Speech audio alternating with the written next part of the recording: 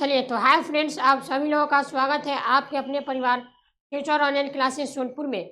जैसा कि इसके पहले वाला सेशन में हम लोगों ने सेट 5 का जितना भी क्वेश्चन था उसको हम लोगों ने कंप्लीट कर लिया। तो आज के सेशन में क्या करने वाले हैं, आज हम लोग क्या करेंगे, सेट 6 को लगाएंगे। यानी आज हम लोग सेट 6 का जितना भी इम्पोर्टेंट क्वेश्चन है उसके बारे में आज हम लोग बात करेंगे। इसके पहले हम लोगों ने टोटल 5 सेट को कंप्लीट कर लिया। तो जो भी लोग अगर सेट फर्स्ट से अगर सीरीज वाइज अगर रिवीजन करना चाहते हैं तो जाकर अपना इसी चैनल पर वीडियो उसका देख सकते हैं, ठीक है। तो आज की क्लास में हम लोगों ने टॉप 25 इंपॉर्टेंट क्वेश्चन के बारे में बात करेंगे। यानी सेट 6 का टॉप 25 क्वेश्चन के बारे में आज हम लोग डिस्कस करेंगे, ठीक है। तो चलिए देखिए, पहला क्वेश्चन क्या बोला है, फर्स्ट क्वेश्चन में क्या है, देखिए फर्स्ट क्वेश्चन को पढ़िएगा।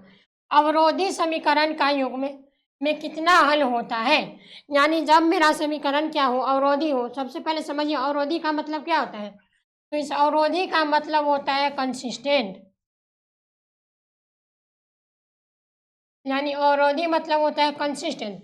यानी जब मेरा सॉल्यूशन जो है, यानी जब मेरा इक्वेशन जो है अगर कंसिस्टेंट है, इस केस में मेरा जो सॉल्यूशन का जो हल होता है, यानी इसका हल कितना होता है उसको हमको बताना है।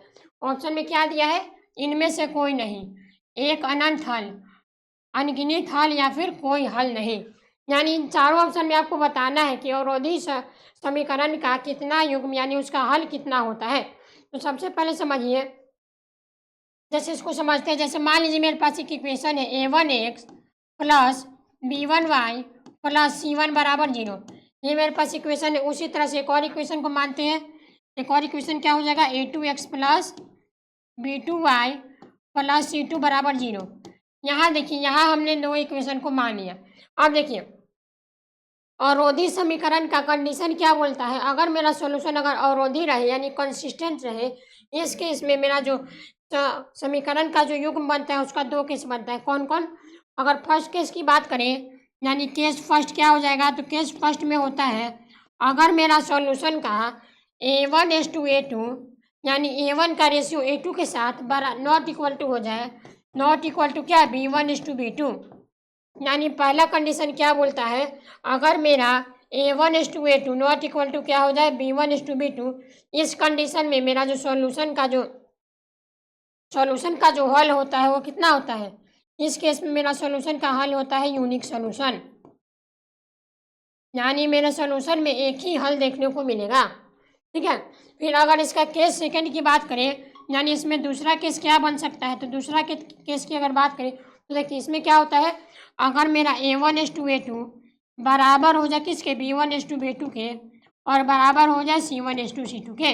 यानी इस सेकंड कंडीशन में क्या बोलता है, आपका तीनों रेशियो है वो बराबर होना चाहिए। इस कंडीशन में मेरा सॉल्यूशन का कितना हल देखने को मिलता है, तो इस कंडीशन मेरा सॉल्यूशन का इनफाइनाइट मैनी हल देखने को मिलता है। यानी इसमें बोल सकते हैं इनफाइनाइट मैनी सॉल्यूशन। यानी इस कंडीशन में क्या करता है, मेरा सॉल्यूशन जो है वो मेरा इनफाइनाइट हल देखने को मिलता है। क्वेश्चन में क्या बोला, अविरोधी। यानी अविरोधी मतलब जिसका विरोध करने वाला कोई नहीं है उसको क्या बोलते हैं, अविरोधी। तो यूनिक सॉल्यूशन की अगर बात करें तो इसमें देखिए एक लाइन दूसरे लाइन को क्या करा है, प्रतिच्छेद करे, यानी कि उसका दूसरे लाइन को विरोध करा है। तो ये मेरा ऑप्शन, ये मेरा रॉन्ग हो जाएगा। उसके बाद अगर बात करें तो इसमें देखिए इसमें क्या होगा, एक अनंत हल। यानी इस ऑप्शन में अगर बात करें तो ये मेरा होगा अनगिनत हल। यानी इस केस में मेरा अगर मेरा समीकरण अगर अवरोधी रहे, इस केस में मेरा सॉल्यूशन का कितना हल मिलता है, अनगिनत हल, यानी infinite many solution. First question clear हो गया। चलिए नेक्स्ट क्वेश्चन की बात करते हैं। सेकेंड नंबर क्वेश्चन में क्या है, एक साइकिल का 500 रुपया के तुरंत भुगतान तथा एक माह पश्चात 610 रुपया की किस्त पर बेचा जा रहा है। जैसे मान लीजिए आपने एक साइकिल खरीदा, ठीक है। साइकिल को आपने कितना में परचेज किया, 500 रुपया में। उसके तुरंत भुगतान के लिए आप क्या किए, एक महीना बाद उसको 610 रुपया किस्त पर क्या कर दिए, बेच दिए। यानी आप एक महीना बाद क्या किए, उस साइकिल को आप लोग किस्त पर बेच दिए, ठीक है। उसके बाद आगे क्या बोला है, यदि 20% वार्षिक दर से ब्याज लिया जाए, यानी इस साइकिल पर अगर 20% का इंटरेस्ट लगा दे, तो हमको क्या बताना है, हमको बताना है कि इस साइकिल का नगद मूल्य क्या होगा। यानी साइकिल का हमको नगद मूल्य बताना है, यानी करेंट अमाउंट साइकिल का क्या होगा। तो इस केस में क्या करेंगे, इस केस में देखिए सबसे पहले मान लेंगे, सबसे पहले यहाँ लिखिएगा माना कि क्या मानेंगे कि साइकिल का जो मूलधन है, यानी साइकिल का मूलधन क्या है, यानी साइकिल का जो मूलधन है यानी अमाउंट जो है वो क्या है, 100 रुपया है। यानी साइकिल का मूलधन का अमाउंट क्या है, 100 रुपया। अगर अकॉर्डिंग टू क्वेश्चन की बात करें, यानी क्वेश्चन के अनुसार क्या बोला है, एक साइकिल जो है उसको कितना में खरीदे, 500 रुपया में। यानी अगर एक साइकिल को 500 रुपया में खरीदेगा, तो अगर इसका 1 माह का अगर किस्त की बात करें, यानी 1 महीना में इसको कितना किस्त भरना होगा, तो देखिए यहाँ पे क्या करेंगे, साइकिल का मूलधन क्या है, 100 रुपया है, तो यहाँ लिखेंगे 1 प्लस, अब यहाँ पे क्या होगा, यहाँ पर अगर ध्यान से देखा जाए तो यहाँ पर होगा आपका, यहाँ पर 1 इंटू 1 इंटू में 20 और नीचे में क्या होगा 100। और साइकिल का जो दाम है, वो साइकिल का दाम कितना है, साइकिल का जो दाम है वो है आपका 12। ठीक है, तो यहाँ पर इस इक्वेशन को समझिएगा, इस इक्वेशन को क्या कैसे लिखे, तो देखिए 1 माह का किस्त बताना है, यानी अगर हमको 1 माह का किस्त बताना है तो क्या होगा, मूलधन यानी x प्लस मूलधन का क्या 20%, यानी उसका वार्षिक दर कितना देना पड़ रहा है उसको 20%, यानी 20/100 इंटू में 12। अगर आप इसको सॉल्व करिएगा, हाँ तो इसको सॉल्व करिएगा तो क्या मिलेगा, तो यहाँ देखिए 20 से इसको काटेंगे कितना बार में, 5 टाइम में, यानी यहाँ से यहाँ पे क्या मिलेगा, x प्लस x/60। ठीक है, और क्वेश्चन में ऑलरेडी एक चीज़ गिवन है कि 1 माह का उसका अमाउंट कितना लगेगा, 610 रुपया। यानी 1 माह का किस्त का अमाउंट अगर 610 रुपया है, तो हमको बताना है कि उसका वार्षिक क्या होगा, यानी 1 माह का दाम कितना है, 610 रुपया। बस ये इसको इक्वेशन को सॉल्व कर दीजिए, आपका आंसर निकल जाएगा। यानी यहाँ से इसको अगर सॉल्व करिएगा तो क्या मिलेगा, 610 बराबर, यहाँ पर अगर इसका एलसीएम लीजिएगा तो एलसीएम कितना होगा 60, और यहाँ पर होगा आपका 60x plus x, 60x plus x, यानी यहाँ से क्या मिलेगा आपको 610 बराबर 61x घाटा में कितना 60, यानी यहाँ से आपको ये मिला। अब यहाँ से देखिए, यहाँ से अब 61 से 610 को 10 बार में काट सकते हैं, यानी अगर 60 को इधर भेज दें, यानी यहाँ से जो है वो आपका x का वैल्यू क्या निकल के आ गया 600, यानी कि उसका करेंट यानी नगद मूल्य क्या हो जाएगा 600 रुपया।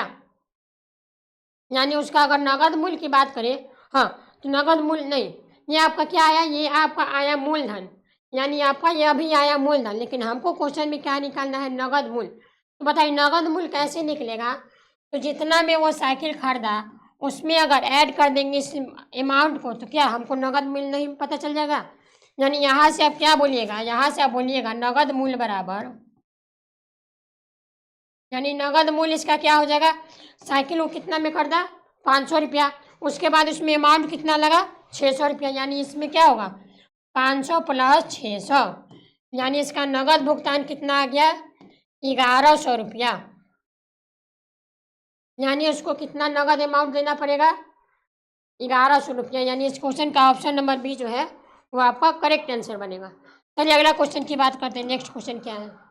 हाँ 3rd नंबर क्वेश्चन देखिएगा, y अक्ष पर एक ऐसा बिंदु ज्ञात कीजिए जो बिंदु A 6,5 और B -4,3 से समदूर स्थित है।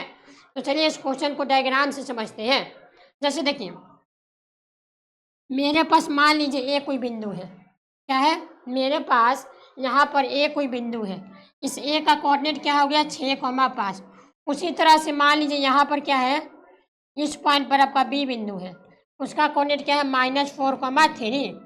अब क्वेश्चन क्या बोला है कि y अक्ष पर एक ऐसा बिंदु ज्ञात कीजिए, यानी हमको y एक्सिस पर एक ऐसा पॉइंट को ज्ञात करना है जो क्या हो, बिंदु इसके समदूर स्थित हो।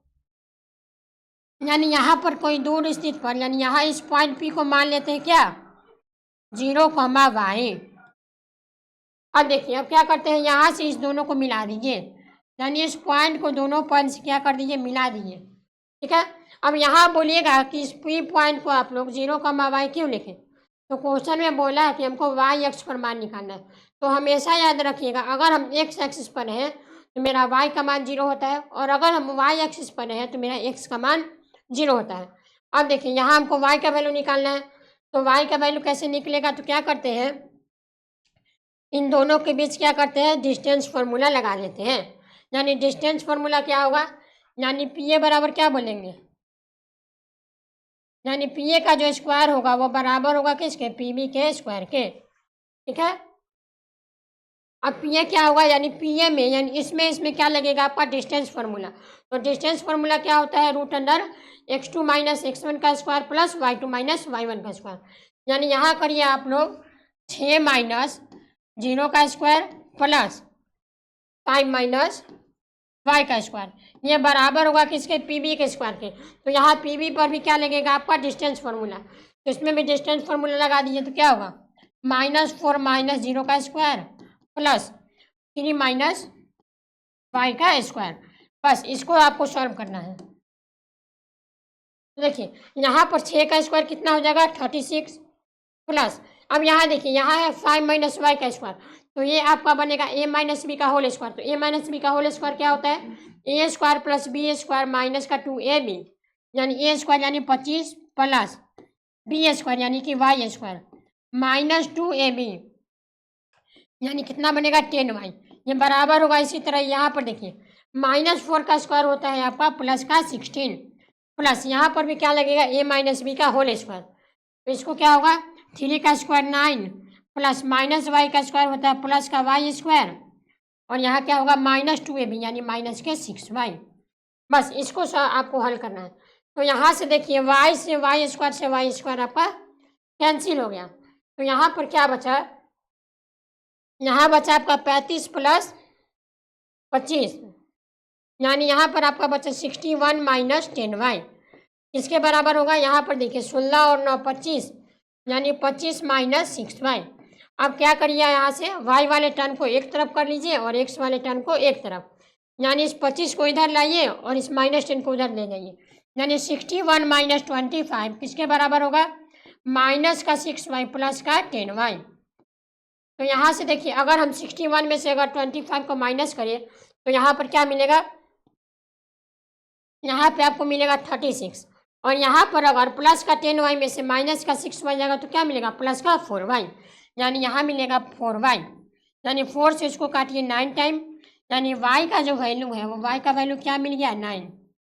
यानी इस क्वेश्चन का करेक्ट आंसर क्या बनेगा, कोऑर्डिनेट क्या है 0, यानी इसका कोऑर्डिनेट क्या बनेगा 0,9, यानी इस क्वेश्चन का मेरा ऑप्शन नंबर बी है वो मेरा करेक्ट आंसर होगा। चलिए अगला क्वेश्चन देखते हैं। 4th नंबर क्वेश्चन क्या है, तो 4th नंबर क्वेश्चन में बोला है यदि बहुपद x square minus x minus b का शून्यक एक दूसरे का व्युत्क्रम हो, यानी इसका जो शून्य है यानी इसका जो रूट है वो एक दूसरे का क्या है, व्युत्क्रम है। व्युत्क्रम का मतलब होता है रिवर्स यानी अपोजिट। तो हमको बताना है कि बी का मान क्या होगा। तो देखिए यहाँ पर क्या कर लेंगे, माना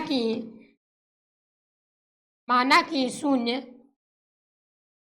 यानी पहला 0 को हम लोग मान लेते हैं अगर अल्फा है तो दूसरा 0 क्या हो जाएगा, दूसरा 0 क्वेश्चन में बोला है कि वो इसका जो शून्य है वो क्या एक दूसरे के व्युत्क्रम है यानी कि रिवर्स है। तो पहला शून्य अगर अल्फा होगा तो दूसरा शून्य क्या होगा, 1/अल्फा। ठीक है, मेरे पास इक्वेशन क्या है, x square plus ax minus b. अब क्या करते हैं यहाँ से क्या करते हैं, हमको निकालना है बी का मान। तो बी का मान कैसे निकलेगा, यहाँ हमको दिख रहा है कि बी मेरा जो है वो कांस्टेंट टर्म है, यानी यहाँ पर हम लोग अगर प्रोडक्ट ऑफ जीरोज लगा दें, यानी यहाँ पर हम लोग क्या करते हैं शून्यों का अगर गुणनज निकाल दें, यानी इसका अगर प्रोडक्ट निकाल दें तो प्रोडक्ट ऑफ जीरोज क्या होता है, c/a। यानी यहाँ पर देखिए c/a यानी प्रोडक्ट ऑफ जीरोज क्या होगा, अल्फा इंटू में 1/अल्फा, ये किसके बराबर होगा, c/a। यानी यहाँ पर कांस्टेंट टर्म क्या दिख रहा है, माइनस का b, और c/a यानी ए यहाँ पर ए क्या दिखाएगा, कोफिशिएंट ऑफ एक्स स्क्वायर, यानी क्या होगा -b/1। यहाँ तक डन है। अब देखिए यहाँ से अल्फा मेरा कैंसिल हो जाएगा, तो यहाँ अगर कंपेयर करिएगा तो यहाँ से आपको बी का वैल्यू मिलेगा, वो मिलेगा -1, यानी बी का वैल्यू क्या होगा -1, यानी ऑप्शन नंबर सी जो है वो आपका करेक्ट आंसर बनेगा। चलिए अगला क्वेश्चन देखते हैं। नेक्स्ट क्वेश्चन क्या है, 5 नंबर क्वेश्चन में बोला है यदि बिंदु x,2 -3, -4 और 7, -5 संरेखीय हो तो x का मान क्या होगा। तो सबसे पहले बताइए संरेखीय का मतलब क्या होता है। संरेखीय का मतलब होता है कोलिनियर पॉइंट, यानी कोलिनियर पॉइंट क्या होता है, एक ही लाइन पर क्या होता है, इसमें तीनों बिंदु क्या करता है, लाइन करता है। यानी कोलिनियर पॉइंट मतलब होता है एक ही बिंदु पर तीनों, एक ही लाइन पर सब बिंदु लाइन करे, इसको क्या बोलते हैं हम लोग, संरेखीय। तो अगर ये संरेखीय है तो हमको x का मान निकालना है, यानी x का मान कैसे निकलेगा। हाँ, तो यहाँ से क्या बोलेंगे, अगर अगर तीनों बिंदु तीनों अगर मेरा तीनों बिंदु का हो संरेखीय हो जाए, यानी अगर मेरा तीनों पॉइंट जो है वो संरेखीय हो जाए, इस कंडीशन में मेरा क्या होता है, इस कंडीशन में अगर इसका क्षेत्रफल निकालें तो इसका क्षेत्रफल जो होता है वो क्या हो जाता है, क्षेत्रफल 0 हो जाता है। यानी अगर हम इसका संरेखीय है तो क्या इसमें एक भी ट्रायंगल नहीं बनेगा, यानी इसका क्षेत्रफल क्या मिलेगा, 0 मिलेगा। तो इसका क्षेत्रफल का फॉर्मूला क्या है, इसका क्षेत्रफल का फॉर्मूला यहाँ पर लिख देते हैं, डेल्टा बराबर 1/2 इंटू में x1 y2 - y3 plus x2 y3 - y1 plus x3 y1 - y2। ये मेरा क्षेत्रफल का फॉर्मूला होता है अगर मेरा पॉइंट क्या हो, संरेखीय हो। तो इसको आप लोग आसानी से याद कर सकते हैं। अगर हम x1 लें तो क्या करेंगे, y वाले में हम लोग y1 का टर्म हटा देते हैं। अगर हम x2 लें तो y वाले टर्म में y2 को हटा देते हैं। और अगर हम x3 लें तो y वाले टर्म में हम लोग 3 वाले चीज़ को हटा देते हैं। अब बस यहाँ पे वैल्यू पुट कर दीजिए, यानी यहाँ क्या होगा 1/2, x1 क्या है, x1 की जगह पर है आपका x, y2 - y3 यानी y2 - y3 यानी -4 - 5, यानी -4 -5 प्लस x2 क्या है, x2 है आपका -3 यानी -3 इंटू में y3 - y1 यानी कि -5 - 2। यहाँ क्या करेंगे प्लस, यहाँ पर देखिए x3 क्या हो जाएगा आपका 7, इसको आराम से करिएगा, यानी यहाँ पर अगर साइन का भी मिस्टेक हुआ तो आपका क्वेश्चन गलत हो जाएगा। x3 है तो y1 - y2 यानी 2 माइनस का 4, बस इसको सॉल्व कर दीजिए, यानी यहाँ से क्या मिलेगा 1/2 और यहाँ देखिए -4 और -5, यानी यहाँ पर माइनस माइनस क्या हो जाएगा प्लस, यानी यहाँ मिलेगा प्लस का x प्लस यहाँ पर देखिए -5 और -2 -7 और -7 इंटू -3 क्या मिलेगा प्लस का 21।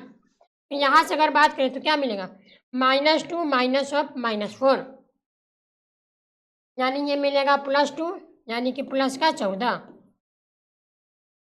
बस यानी यहाँ से क्या मिलेगा आपको 1/2 14 और 2 16 यानी 16 इंटू में x, यानी 2 से काटेंगे 8 बार में, यानी यहाँ से 2 से इसको काटेंगे कितना बार में 8 बार में, तो इसका वैल्यू क्या मिलेगा। हाँ यहाँ पर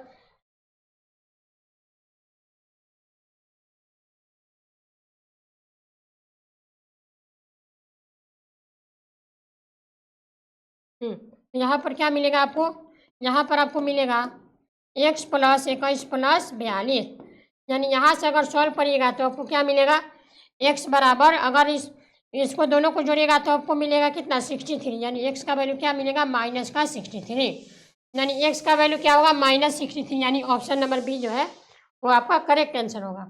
चलिए अगला क्वेश्चन क्या बोला है, पाई किस प्रकार का संख्या है, यानी पाई जो है वो कैसी संख्या है, एक परिमेय संख्या है या फिर एक समान संख्या है या फिर एक अपरिमेय संख्या है या फिर एक विषम संख्या है, यानी पाई जो है वो कैसा नंबर है।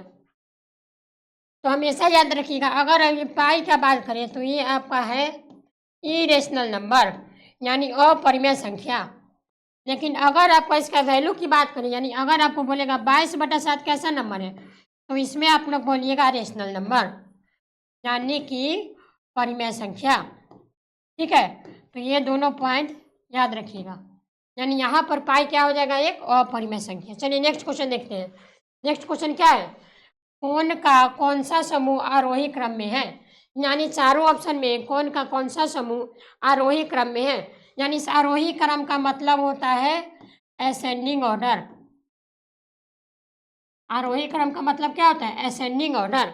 यानी देख लीजिए ऑप्शन में कौन सा क्रम असेंडिंग ऑर्डर में लिखा गया है। तो पहला है 30, 20, 40, ये मेरा असेंडिंग ऑर्डर में नहीं है। सेकेंड ऑप्शन की बात करें तो ये मेरा डिसेंडिंग ऑर्डर में लिखा गया है। लेकिन अगर थर्ड ऑप्शन की बात करें तो 20, 30, 40, यानी यही मेरा करेक्ट आंसर होगा। चलिए अगला क्वेश्चन देखते हैं। अगला क्वेश्चन क्या है, 8 नंबर क्वेश्चन में बोला है 2 सिलेंडर का त्रिज्या 2:3 है। ठीक है, यानी हमको 2 सिलेंडर का क्या दे दिया, त्रिज्या दे दिया। यानी R1:R2 का वैल्यू दे दिया 2:3, और क्या दिया है उनका, उनकी ऊंचाइयों का अनुपात दे दिया। यानी H1:H2 क्या दे दिया 5:3। तो हमको बताना है कि उनका आयतन का अनुपात क्या होगा, यानी उनका वॉल्यूम ऑफ सिलेंडर का अनुपात क्या होगा। तो सबसे पहले बताइए कि वॉल्यूम ऑफ सिलेंडर का फॉर्मूला क्या होता है, πr²। यानी हम क्या करते हैं, दो मतलब सिलेंडर का हमको क्या निकालना है, वॉल्यूम का रेशियो। यानी यहाँ पर एक बात लिख सकते हैं, V1:V2 का रेशियो क्या होगा, तो पाई, आर की जगह पर R1² बटा में पाई R2² ठीक है, ये मेरा क्या हो गया, 2 सिलेंडर का आयतन का रेशियो। यानी यहाँ से आपका पाई से पाई कैंसिल होगा। अब यहाँ देखिए, यहाँ पर क्या है, R1² बटा R2²। तो इसको हम लोग लिख सकते हैं R1/R2 का क्या, होल स्क्वायर, इंटू में यहाँ पर क्या है H1/H2। बस R1R2 और H1H2 का वैल्यू पुट कर दीजिए। R1:R2 क्या, 2/3, यानी यहाँ क्या होगा 2/3 का स्क्वायर मल्टीप्लाई बाई H1:H2 कितना है 5/3। यानी यहाँ से क्या होगा, 2 का स्क्वायर 4, 3 का स्क्वायर 9 मल्टीप्लाई बाई 5/3। यानी आपको मिलेगा 20/27, यानी कि 20:27 आपका क्या बनेगा, करेक्ट आंसर। यानी इस क्वेश्चन का करेक्ट आंसर क्या बनेगा, 20:27। यानी ऑप्शन नंबर डी इसका करेक्ट आंसर है। चलिए अगला क्वेश्चन की बात करते हैं। 9 नंबर क्वेश्चन क्या बोला है, इजी क्वेश्चन है ये क्वेश्चन, आप इम्पोर्टेंट है। ठीक है, इसमें बोला है कि cos का पावर 4 है माइनस sin का पावर 4 है किसके बराबर होगा। चलिए इसको करते हैं। क्वेश्चन में क्या बोला है, cos का पावर 4 है माइनस sin का पावर 4 है क्या, किसके बराबर होगा। तो देखिए cos का पावर 4 है को क्या लिख सकते हैं, इसको हम लोग लिख सकते हैं cos का पावर 2a का स्क्वायर माइनस sin का पावर 4 है को क्या लिख सकते हैं, sin का पावर 2a का स्क्वायर। अब यहाँ से आपको दिख रहा होगा, ये आपको बन गया a² माइनस b²। यानी a² माइनस b² का फॉर्मूला क्या होता है, a + b इंटू में a - b। ये आप लोग को पता होगा। यानी इसको क्या लिख सकते हैं, इसको लिख सकते हैं cos² a + sin² a multiply by cos² a minus क्या sin² a। अब यहाँ से आपको एक आइडेंटिटी पता होगा, आइडेंटिटी क्या है, sin² theta plus cos² theta का मान क्या होता है, 1 होता है। यानी ये आइडेंटिटी आपको पता होगा। ठीक है, यानी यहाँ पर क्या बना है, cos² a + sin² a। यानी इसका जो वैल्यू है वो इसका वैल्यू क्या होगा 1 इंटू में cos² a minus sin² a। अब देखिए, अब बोलिएगा इसको कैसे सॉल्व करें, cos² a minus sin² a।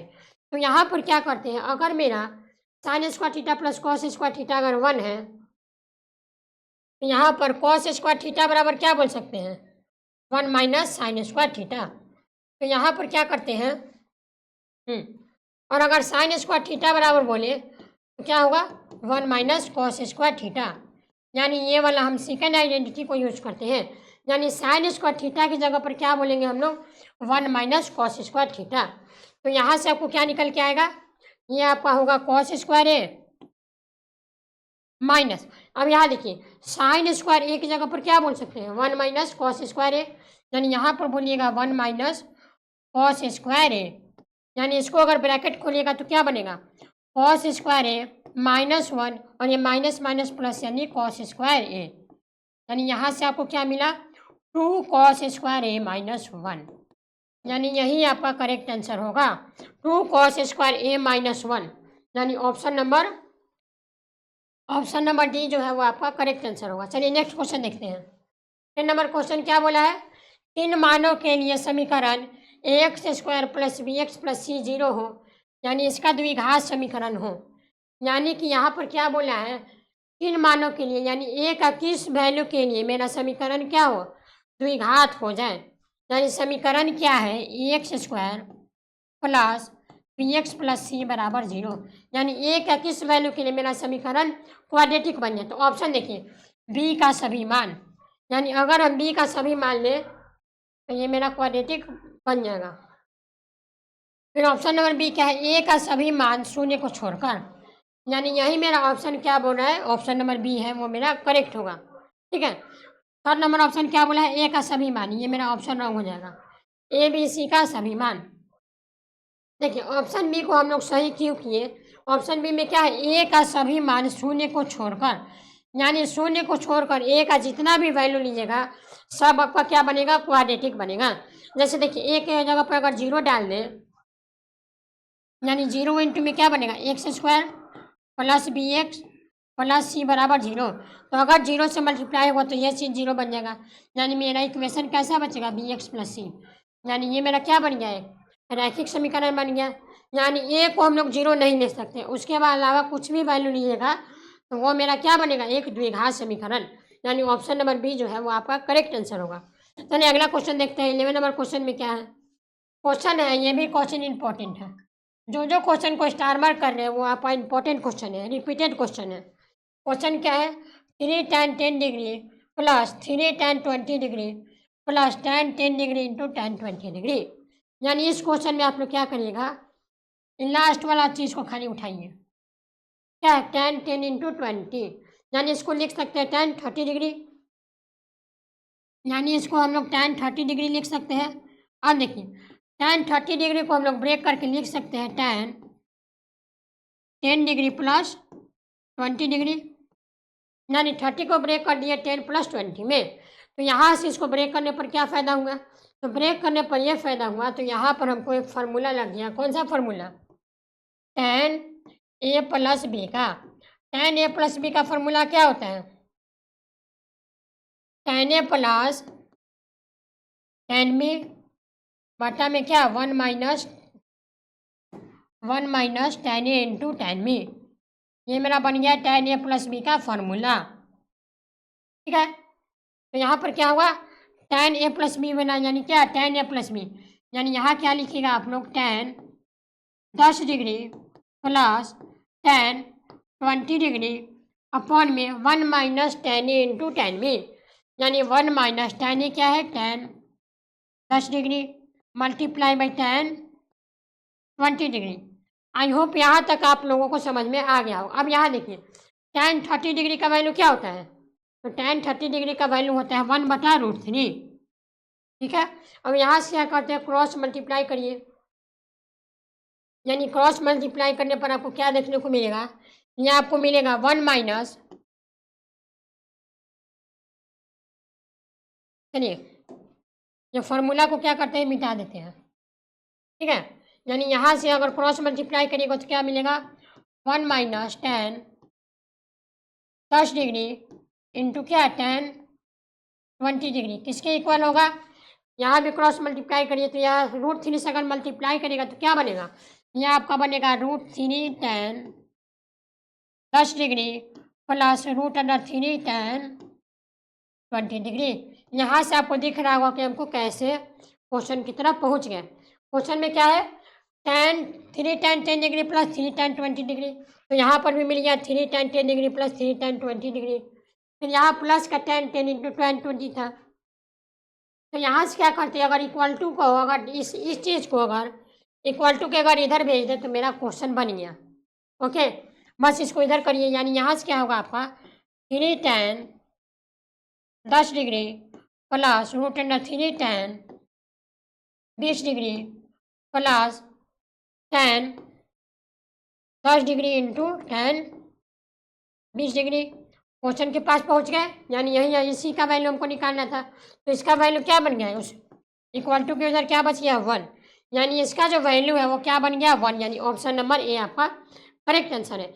ये सब क्वेश्चन को एक बार अपने से अटेम्प्ट जरूर करिएगा। चलिए अगला क्वेश्चन देखते हैं फटाफट। देखिए अगला क्वेश्चन क्या, 12 नंबर, एक समचतुर्भुज का क्षेत्रफल जिसका विकर्ण की लंबाई 10 सेंटीमीटर और 8.2 सेंटीमीटर, यानी रम्बस का हमको क्या करना है, क्षेत्रफल निकालना है। तो समचतुर्भुज का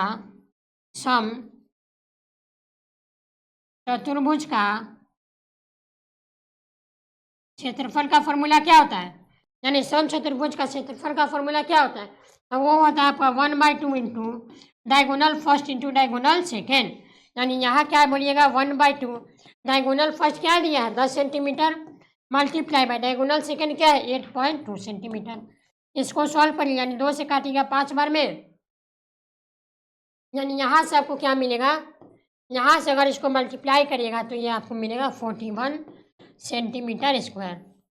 बस, यानी 5 में अगर 8.2 से अगर मल्टीप्लाई करिएगा तो मल्टीप्लाई करने पर आपको क्या मिलेगा 41 सेंटीमीटर स्क्वायर, यानी ऑप्शन नंबर बी आपका करेक्ट आंसर बनेगा। चलिए नेक्स्ट क्वेश्चन देखते हैं।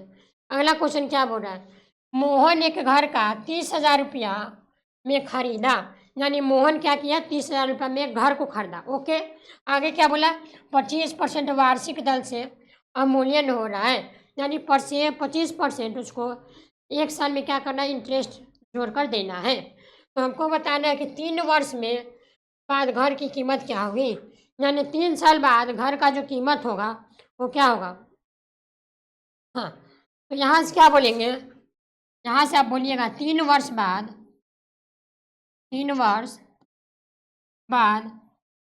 घर की 3 वर्ष बाद जो घर का कीमत होगा वो क्या होगा, तो अमाउंट कितना था पहले 30,000, इसमें क्या करते हैं हम लोग, जो रेट हमको देना है यानी 100 माइनस 25 और नीचे में क्या होगा 100, और कितने वर्ष के लिए हमको निकालना है 3, यानी बस ये इक्वेशन आप अगर बना लिए तो ये आपका सॉल्यूशन मिल गया।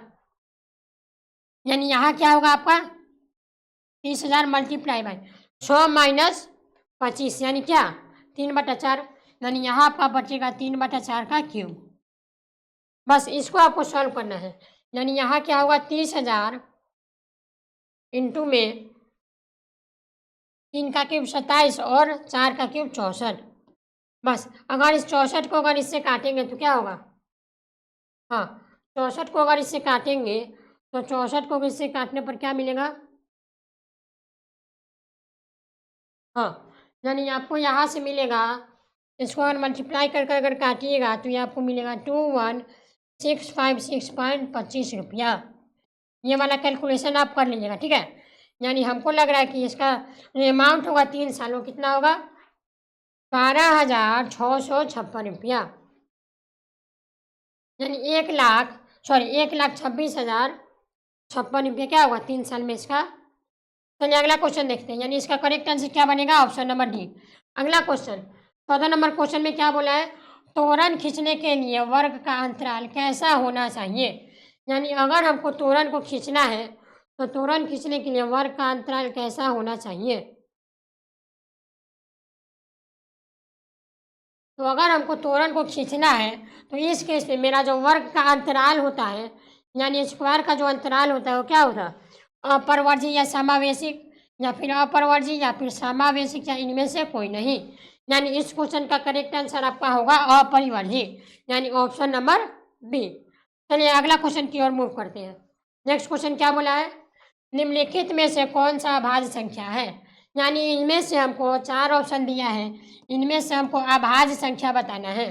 तो अभाज्य संख्या क्या होता है, वैसी संख्या जो अपने 1 से कटे और अपने आप से कटे। तो इसमें हमको दिख रहा है कि ऑप्शन नंबर बी जो है 30 जो है वो किससे कटता है, 1 से कटता है और अपने आप से कटता है, यानी 23 क्या बन गया अभाज्य संख्या। चलिए अगला क्वेश्चन देखते हैं। 16 नंबर क्वेश्चन क्या है, किस आवृत्ति वितरण का माध्यक तथा बहुलक 26 तथा 29 हो तो माध्य क्या होगा, यानी हमको माध्य निकालना है। तो यहाँ पर हम लोग मीन मीडियन मोड में एक रिलेशन पढ़े थे, रिलेशन क्या था कि बहुलक बराबर क्या होता है, 3 गुना माध्यिका माइनस 2 गुना माध्य। यानी बहुलक बराबर हम लोगों ने ये वाला फॉर्मूला को पढ़ लिया था। यानी बहुलक बराबर क्या होता है, 3 गुना माध्यिका इंटू 2 गुना माध्य। अब यहाँ से देखिए हमको क्या क्या दिया है, हमको माध्यक और बहुलक पता है। यानी बहुलक उसका कितना है 29। ये किसके बराबर होगा, 3 गुना माध्यिका यानी 3 गुना 26 माइनस 2 गुना माध्य। ठीक है, तो अगर इस माध्य को अगर इधर ले जाए और 29 को उधर ले जाए तो क्या बनेगा, यानी 2 गुना माध्य बराबर क्या होगा 78 माइनस 29। यानी अगर इसको अगर सब्ट्रैक्ट करिएगा,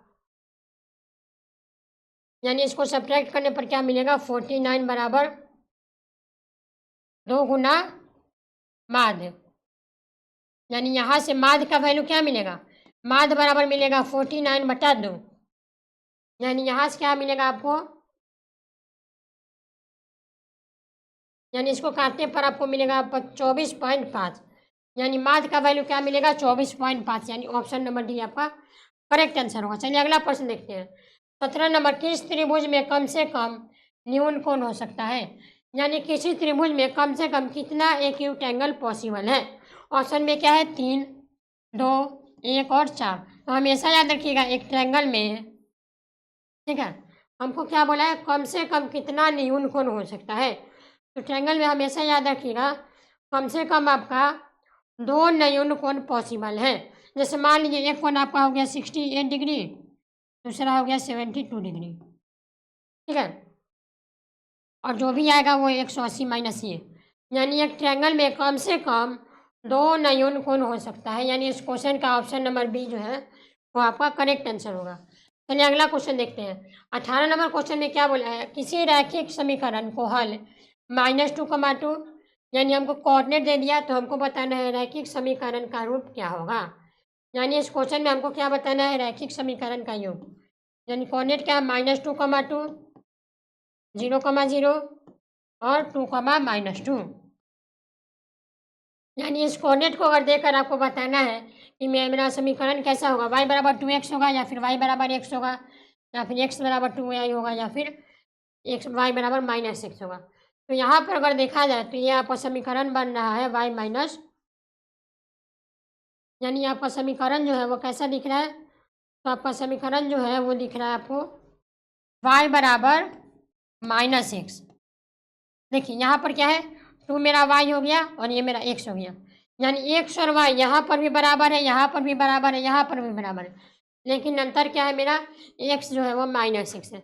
यानी इसका ग्राफ क्या हो जाएगा y बराबर -x। यानी option number D correct answer होगा। चलिए अगला क्वेश्चन देखते हैं। 19 नंबर सवाल, वृत्त का क्षेत्रफल जो 14 सेंटीमीटर भुजा वाले वर्ग में अंकित किया जा सकता है। यानी हमको वृत्त का क्षेत्रफल बताना है जिसका 14 सेंटीमीटर भुजा वाला वर्ग, यानी भुजा का वर्ग कितना दे दिया 14 सेंटीमीटर। यानी यहाँ से क्या बनेगा, वृत्त का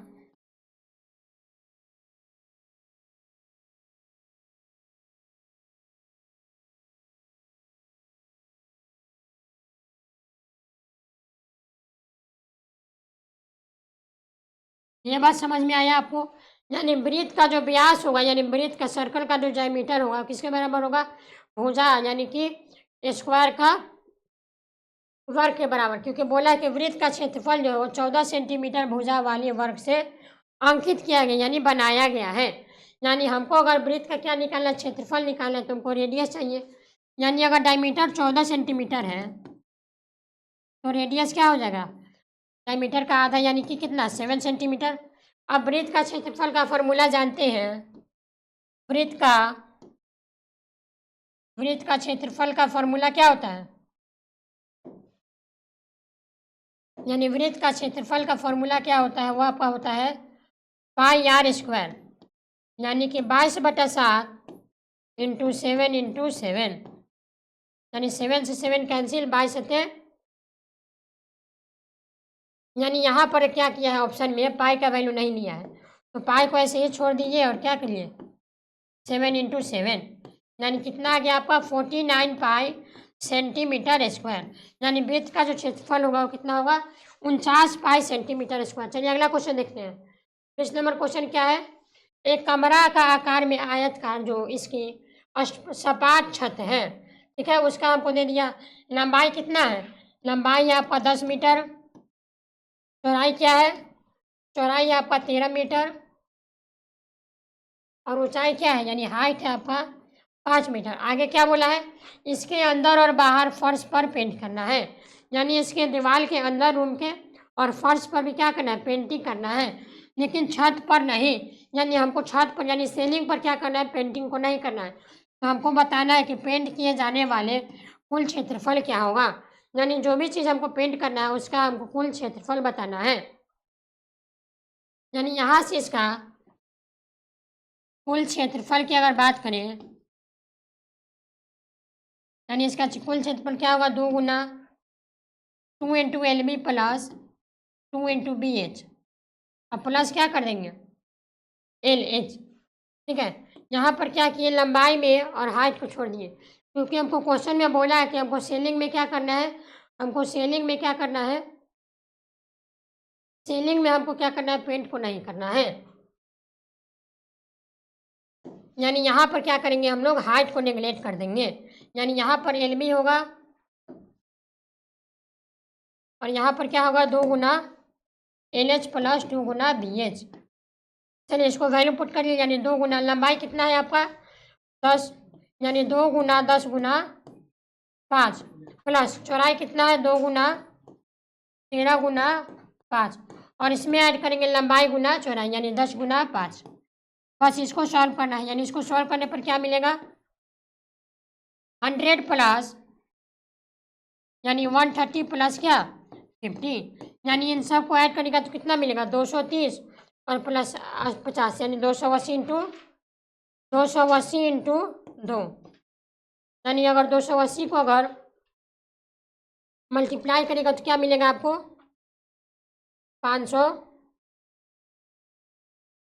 590, यानी इस क्वेश्चन का करेक्ट आंसर क्या बनेगा 590 वर्ग मीटर। चलिए अगला क्वेश्चन क्या है। नेक्स्ट क्वेश्चन में है रैखिक समीकरण 2x माइनस वाई बराबर 4 का आलेख x अक्ष पर किस बिंदु पर प्रतिच्छेद करेंगे। यानी हमको एक समीकरण दे दिया 2x माइनस वाई बराबर 4, और क्या बोला है x अक्ष पर किस बिंदु पर प्रतिच्छेद करेंगी। तो यहाँ पर अगर x अक्ष पर ले तो यहाँ पर मेरा कोऑर्डिनेट क्या बनेगा x, 0, यानी यहाँ पर अगर y का वैल्यू 0 डाल दें, यानी समीकरण में पुट y बराबर 0, तो x का वैल्यू क्या मिलेगा 2 गुना माइनस 0 बराबर 4, यानी 2x बराबर 4, यानी यहाँ से x का वैल्यू क्या मिलेगा 2, यानी मेरा कोऑर्डिनेट क्या बनेगा 2, 0, यानी ऑप्शन नंबर सी। यानी अगला क्वेश्चन देखते हैं। नेक्स्ट क्वेश्चन क्या है, किसी वितरण का माध्य तथा माध्य का बहुलक क्रमांश, यानी हमको क्या दे दिया है माध्य दे दिया है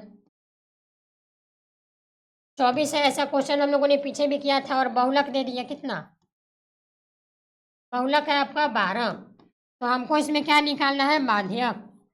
तो आपको रिलेशन तो याद होगा, रिलेशन क्या था बहुलक बराबर क्या 3 गुना माध्य का माइनस के 2 गुना माध्य। बस अब वैल्यू को पुट करिए, यानी बहुलक कितना दिया है 12, यानी 12 बराबर क्या बोलिएगा 3 गुना माध्य का, यानी हमको माध्य का निकालना है माइनस 2 गुना माध्य कितना है 24, यानी 2 गुना 24, यानी यहाँ क्या होगा 12, और यहाँ अगर इधर आएगा तो क्या होगा प्लस का 48 बराबर 3 गुना माध्य का, यानी अगर इन दोनों को ऐड करेगा तो कितना मिलेगा 60, यानी यहाँ से माध्यिका का वैल्यू में क्या मिलेगा 60/3, यानी इस 3 को क्या करिए नीचे में डिवाइड कर दिए, यानी 3 से इसको काटेंगे तो कितना आएगा 20, यानी माध्यिका का वैल्यू क्या मिल गया 20, यानी ऑप्शन नंबर सी। चलिए अगला क्वेश्चन देखते हैं 23 नंबर। बहुपद दिया है x² माइनस 5x प्लस 4 का में क्या जोड़ा जाए ताकि क्या हो इसका परिणामी बहुपद 103 हो जाए। यानी हमको एक समीकरण दे दिया x² माइनस 5x प्लस 4, और इसमें बोला है कि हम इसमें क्या ऐड कर दें जिसमें मेरा इसका शून्य क्या हो 3 हो। तो चलिए मान लेते हैं, माना कि बहुपद में ए जोड़ने पर शून्य क्या बन जाएगा 3 बन जाएगा। यानी समीकरण में मान लेते हैं अगर हम ए को जोड़ दिए तो मेरा क्या होगा, इस समीकरण का शून्य 3 हो जाएगा।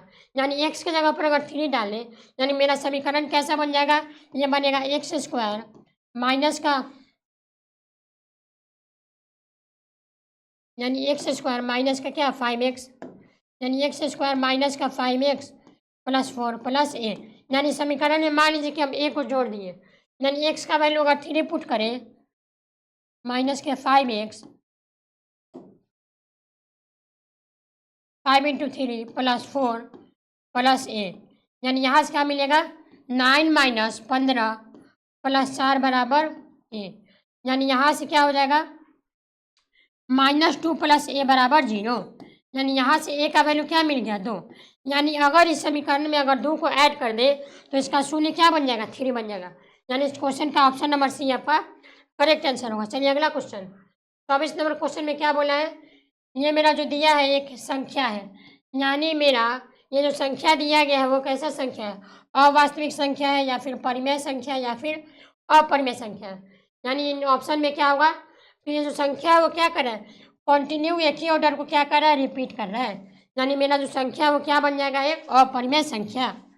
चलिए नेक्स्ट क्वेश्चन, यानी आज का लास्ट क्वेश्चन क्या है, क्वेश्चन में है कि sine alpha plus sign beta बराबर 2 है। तो हमको बताना है कि cos square alpha plus cos square beta का मान क्या होगा। यानी हमको क्या दिया है sine square alpha plus sine square beta का मान क्या है 2 है। तो हमको किसका वैल्यू निकालना है कॉस स्क्वायर अल्फा प्लस, यानी हमको निकालना है cos square alpha plus cos square beta का मान क्या होगा। तो यहाँ से क्या करते हैं,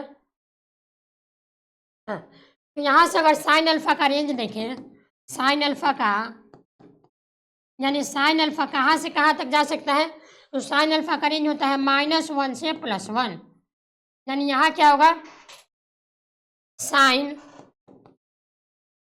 90 डिग्री प्लस साइन 90 डिग्री बराबर 2। यानी साइन 90 का मान कितना होता है 1, यानी 1 + 1 बराबर 2। ठीक है, तो यहाँ पर क्या करते हैं कॉस स्क्वायर अल्फा की जगह पर हम लोग क्या करते हैं, हाँ यहाँ पर हम लोग अल्फा और बीटा की जगह पर क्या पुट करेंगे, यहाँ पर लिखिएगा पुट अल्फा बराबर 90 डिग्री और बीटा बराबर 90 डिग्री। क्योंकि अल्फा अगर अल्फा का मान अगर 90 ले और बीटा का मान 90 ले तो ये मेरा इस वैल्यू को क्या कर रहा है सेटिस्फाई कर रहा है। यानी यहाँ क्या होगा cos square 90 degree plus cos square कितना 90 डिग्री, यानी कॉस 90 का मान होता है कितना 0, यानी कॉस 90 का मान होगा आपका 0, यानी 0 प्लस, यानी यहाँ क्या होगा 0 + 0, यानी इसका मान क्या मिलेगा 0। यानी इस क्वेश्चन का आपका ऑप्शन नंबर बी जो है वो करेक्ट आंसर होगा। ठीक है, तो चलिए आज के सेशन में हम लोगों ने सेट 6 को कंप्लीट कर लिया। ठीक है, अगला क्लास में हम लोग अगला सेट का प्रैक्टिस करेंगे। तो आज के लिए इतना ही रखेंगे, मिलते हैं नेक्स्ट सेशन में, तब तक के लिए थैंक यू, जय हिंद जय भारत।